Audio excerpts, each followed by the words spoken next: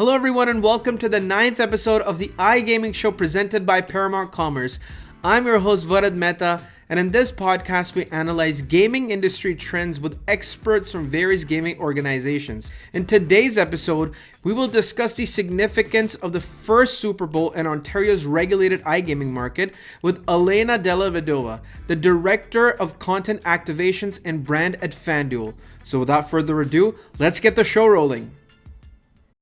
Okay, so Alannah, how we begin this podcast is by asking you a few fun questions. So I have lined up 4 fun questions before we go into the topic of discussion today.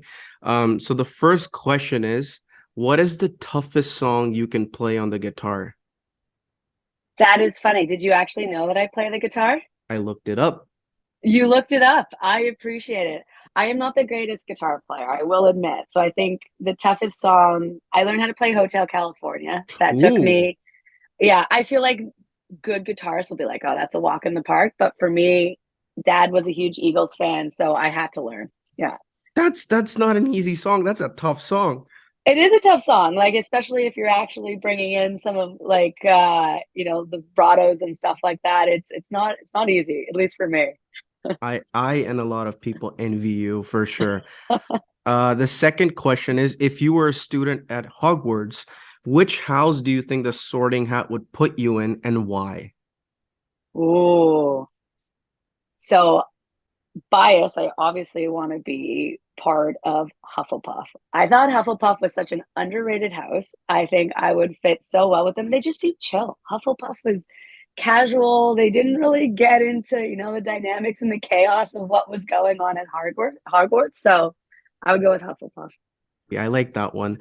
Number 3, if I were to visit the Cozina, what is one dish I should try from there? Ooh. I mean, you can't go wrong with the gnocchi. I am a huge gnocchi eater. So any type, like, not to really show my Italian, but like they have a gnocchi with a gorgonzola and it's like a blue cheese and it's amazing.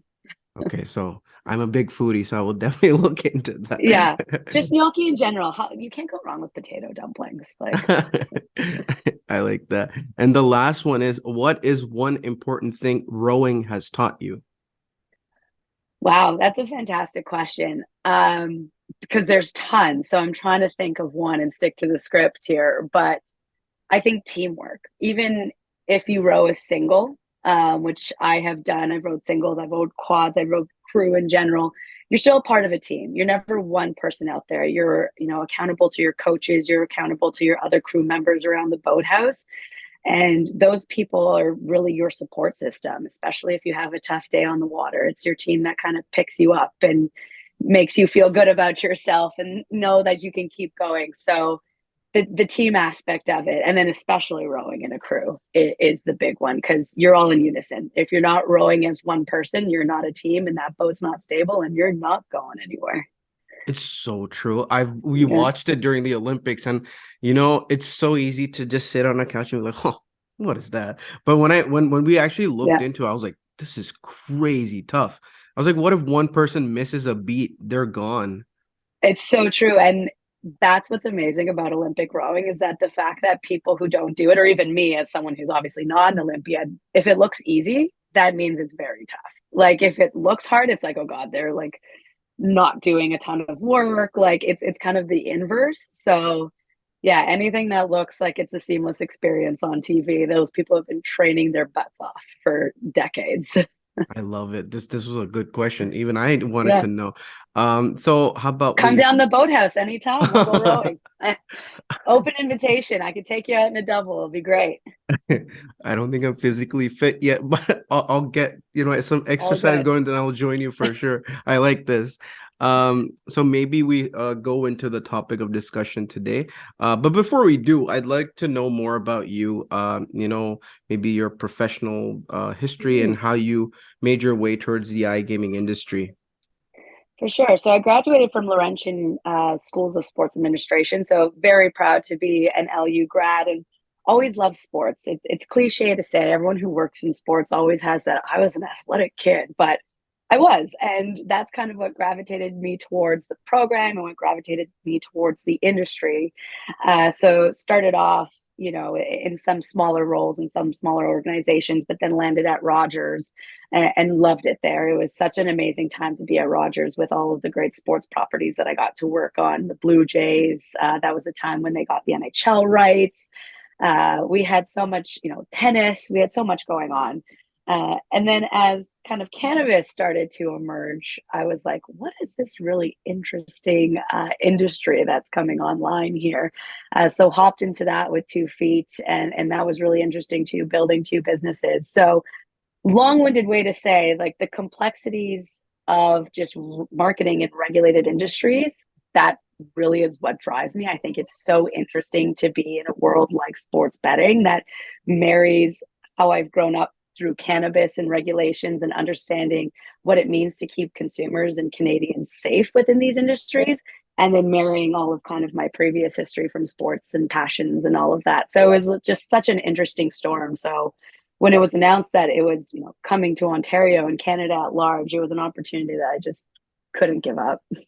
I love that. So you were sporty and then you made your way into something that is absolutely Yeah. consumed by sports. So it's just a Yeah. perfect marriage somehow.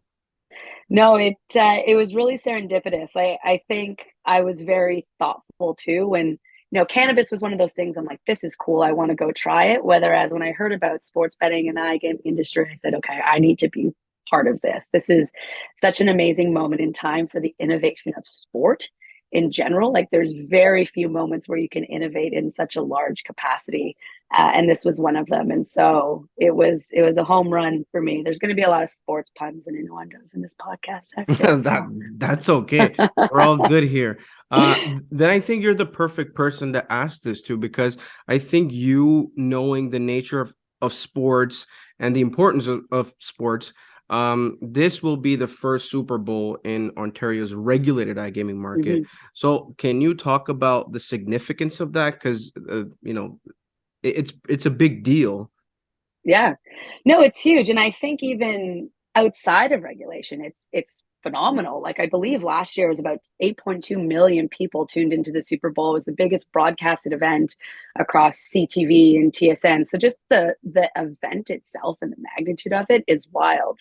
Now layering in a really new and innovative and different experience for fans to really get involved in however way they want. I think for us, we're super excited with what we've done and how we've connected consumers to a game in a really new way. And they have the option too, because, putting my responsible gaming hat on as well, they have the option to consume this, as much as they want, as little as they want. And that's what's also important, is that we've provided a platform for them to do something, and they can make their own choices in an environment they control.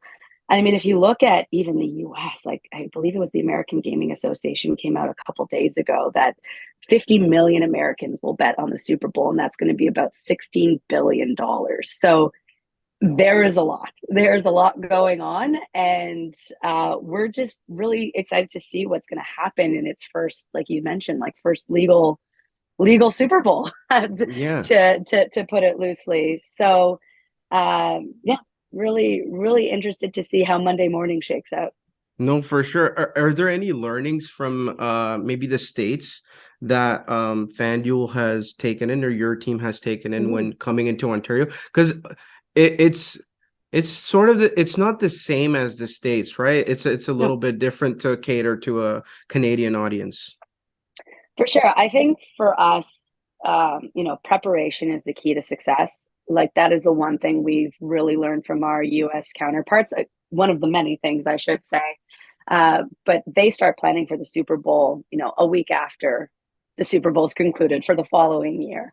So very methodical in their approach of how can they elevate the experience for customers. And we take that approach too. Like, let's learn and reiterate and evolve on what we've done in previous years and ensure that we're bringing everything to the next level.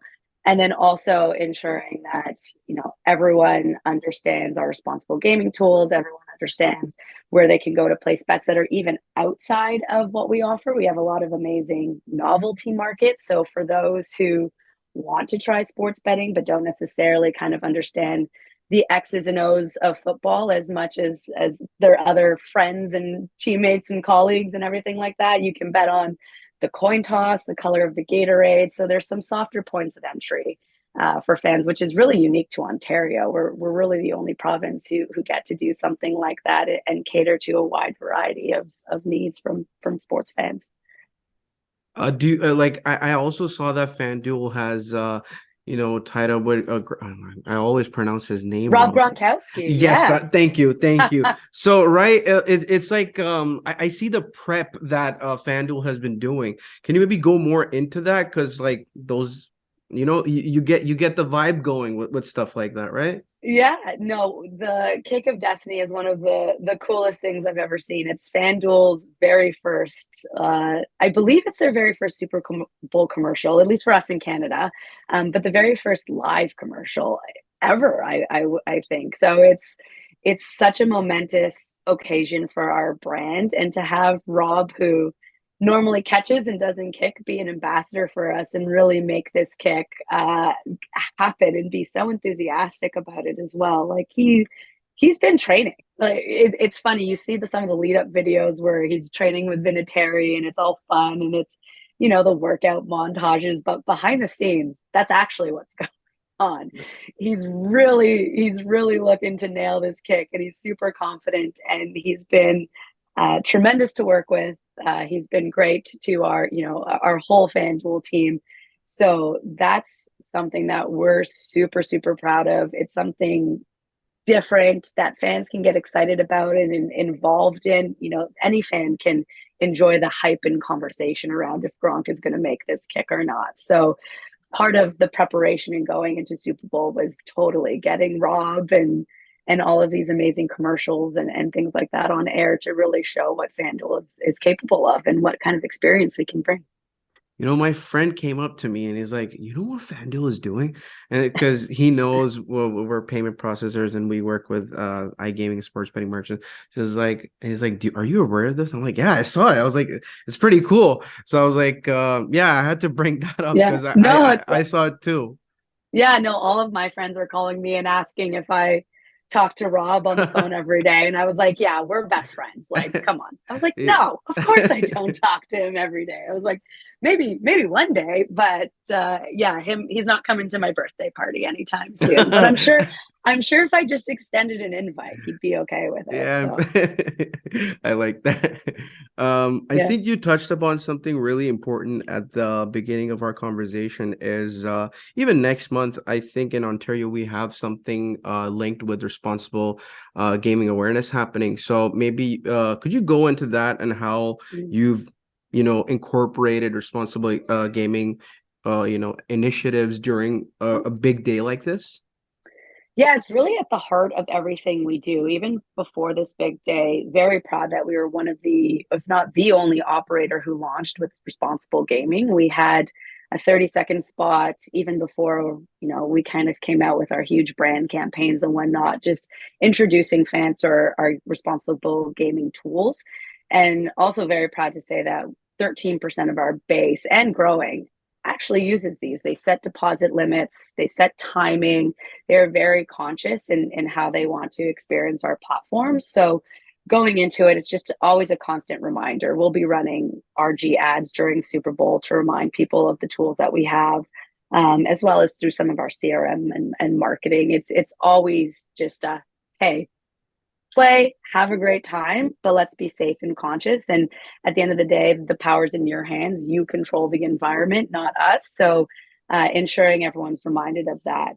So yeah, we continue to really think of innovative ways that we can even up our responsible gaming. People talk about innovation with the fact of like product and new betting markets, and all of that is super important. But at the crux of it, if you don't have a good foundation and a secure net for your customers and Ontario and Canadian sports fans, I think that's probably a detriment overall to your experience.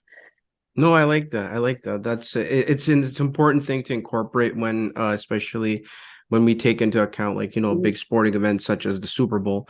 Yep. Um taking a look at, the numbers that iGaming Ontario released over the last 3 quarters, we've seen that more players are engrossed, or many people are joining into iGaming, and taking into account that there will be a lot of traffic or a lot of people just going at it on the Super Bowl. Are there any different technologies you've maybe gotten ready to on the FanDuel Mhm. platform to take in that traffic, or make sure that consumers have like a really good experience, like payments being one of them, or something else? Responsible gaming is a good one to have Yep. initiatives ready for your consumers. Yeah, textability is a big one for us. So we have a very dedicated technology team who every day is just running stability tests and ensuring that our platform's ready to receive all this traffic. That's the main thing. We need to our app ready and available when people want to jump on. So that, as part of the preparation, has been months and months in advance of really running tests and ensuring that we're ready to go day one. And then payments, for sure. I mean, we're always listening to our customers with regards to payments and method of payment, because we know that just fast payments is one of the reasons why they choose FanDuel, and obviously the reasons that get them to stick around with us. And at the end of the day, it's your money, so we want to, you want to withdraw it, you have every right to do so. So we recently introduced Amex, which is a big one for us. So we have Interact and MasterCard, and just ensuring that we have a variety of payment methods just to suit consumer needs. I think that's at the forefront. So we do a lot of survey, a lot of listening, a lot of customer, interviews. What do you want to see? What are we missing in our core offering, especially around payments? And we'll slowly, start to trickle those out as we hear more of what maybe your gaps are. So Amex was kind of the big one, and super excited about launching that. Okay, nice, nice. Before I go into my last question, I have to ask you, who do you have a personal bias for, the Chiefs or the Eagles? I have a very big personal bias for the Eagles. Okay. I I like Jalen Hurts. I like the whole story about the Eagles. I think they are the better team. Patrick Mahomes' brother kind of annoys me on TikTok, so that that is like a big production. Like, that is very much like an irrational reason not to like the Chiefs, but I can't get over it. I was like, I see Patrick Mahomes, who's arguably one of the greatest quarterbacks. Like, he is fantastic, especially for his age and what he's been able to accomplish. But I was just like, your brother, man, you got to get him off social media. Like, it's just, I can't do it. So yeah, I'll be cheering for the Eagles. There's also a diehard Eagles fan in our office, so I want him to have his day. I'm a Packers fan, and our day Okay. came and went a long time ago, and now we're Yes. just trying to figure out what Aaron Rodgers' next move is. So yeah, I'm in on the birds. No, definitely repping the underdog. It was a tough year for the Packers this year. I feel it was a tough season for them. Oh, I feel like we need a whole separate podcast for this one. Yeah, it was. I was like, how much time do you have on the Packers? But yeah, I'm ready for a Jordan Love era. I will say that. I feel like Packers fans are divided with regards to, like, do they want Aaron? Do they want Jordan? What's going on here? I'm done. I'm done with Aaron Rodgers at this point, and I'm ready. I'm ready for the rebuild, and I know it's going to be a few rocky years of not making the playoffs, and but at the end of the day, it's the Green Bay Packers. You can't. Yes. Go wrong. They're bound to. Yeah, you can't go wrong. They're bound to come back. There's tons of history there, so yeah, we'll see what happens with them. Okay, perfect. So we have a prediction by Alannah. She has said Eagles. So let's see how that goes. I think everyone who's going to be joining me for the Super Bowl, I think everyone is biased towards the Chiefs. Everyone, Interesting. Okay. everyone loves Patrick Mahomes, so I think they had a. Remind me to email you when the Eagles win, so that way I can. Ooh. Yeah. If Chiefs win, I'm just gonna write Chiefs in an email and send it to you. Yeah, right. Just a whole bunch of exclamation marks at the Chiefs, end. Chiefs. Yeah. Just going to my last question. I wanted to know what is next for you and the FanDuel team. Obviously, this is a big day coming up. Then obviously in March you have important things in Ontario, like I mentioned that, or I think overall in Canada we have something Mhm. related to responsible gaming awareness, obviously, and then we have March Madness. So, anything special you are working on with the FanDuel team? There's always something special going on. I mean, TSN, as I mentioned, such a big integral partner of ours, and they've been fantastic in how we've prepped for the Super Bowl and the integrations that we've created with them. So continuing that work, like you mentioned, into March Madness, into continuing the NHL and NBA seasons, and really bringing it for the playoffs of those two leagues. The show must go on, so it's never ending here with us, and even working with MLSC. So there's a lot of really cool innovations and things like that that we're going to bring to the forefront with TSN to really enhance the betting experience. And we'll leave it at that. But very excited for what's next. I don't think our work stops at Super Bowl. We might take a quick break on Monday, but continuing the work and really figuring out, not only even outside of betting, like what is truly interesting content for sports fans? What do sports fans want to consume? How do they want to interact with us? All of that great research work as well. We're also continuing to really have a truly differentiated offering. I love that. I love that. I think we'll definitely be in touch, hopefully. Next time FanDuel or you do something exciting, I'd love to talk to you. Anytime. I want to thank you so much. And it's so amazing to meet someone so interesting who plays guitar, who loves sports, who is I don't want to say a big Harry Potter fan, but like a good amount of Harry Potter fan. It's funny that you mentioned because I'm actually going to see the Cursed Child play on Saturday. So I haven't Ooh. seen it yet. So I am a fan, and I am going to continue that fandom this weekend. I'm repping Harry Potter. I don't know if you can see it's platform 9 and 3. That's I'm I just noticed that. I'm a big Awesome. fan too, so it's good to meet another fan. But Alannah, I want to thank you for your time. I hope whoever listens to this, they understand the complexity and the importance of this Super Bowl, especially in Ontario, and the crazy amount of work that operators such as FanDuel have to do in the background. So thank you so much, Thank and you. may the Chiefs win. Um, I'll be in touch with you soon. Thank you so much. Appreciate it. Thanks for having me. Thank you. With the addition of Ontario's regulated iGaming market and the popularity of NFL amongst Canadians, this Super Bowl is set to be an exciting one. I want to thank Alannah Della Vedova, the Director of Content Activations and Brand at FanDuel, for joining us today and providing her expertise. If you have any questions for us or Alannah, then definitely comment them down below. Please don't forget to like, share, and subscribe to our YouTube channel. Thank you for tuning into the iGaming Show. I'm your host, Varad Mehta, and until next time, keep gaming.